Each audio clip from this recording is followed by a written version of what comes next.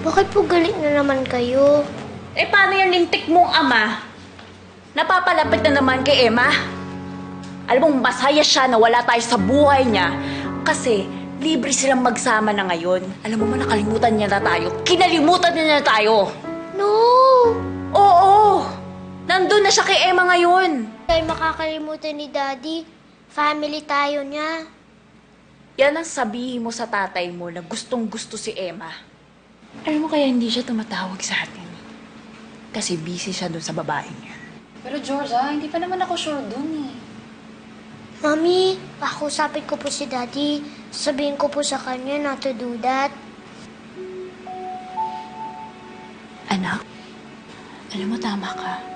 Dapat ata ikaw kumausap sa daddy mo eh. Pero dapat susundin mo kung ano yung sasabihin ko ah. Pero huwag mong sasabihin kung nasaan tayo. Okay? Sige. Oh, kumuha ka ng papel sa kabulpen. Dali. Halika, pulo ka dito.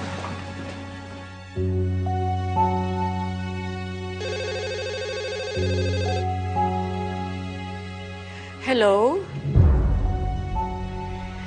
Sydney!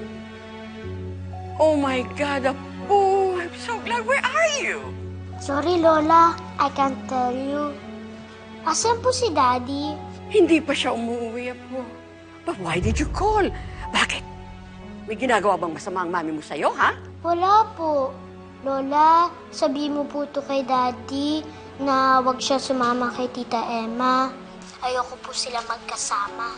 Hindi naman sila magkasama as far as I know. Please tell Daddy na wag niyang papalitan ang mami ko kay Tita Emma. Or else, hindi niya ako makikita forever. And I will feel bad. Apo, don't say that. Mahal ka namin. At never magkakasama ang daddy mo at yung Emang yan. It's not true, Lola. I'll be mad at Daddy if he loves Tita Emma more than Mommy. Teka muna. Where are you? Para makuha ka namin.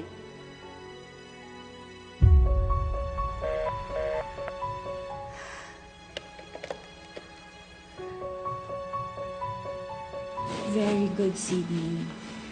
Pero, Mommy, ayoko po magalit kay Daddy. That's bad. Pero anak, bad din siya eh. Kasi pinagpalit na tayo kay Emma. Tsaka diba, love mo ko. So dapat love lang din ako ng daddy mo, wala nang iba. Opo, I love you, Mommy. Sana po magkabalik na po kayo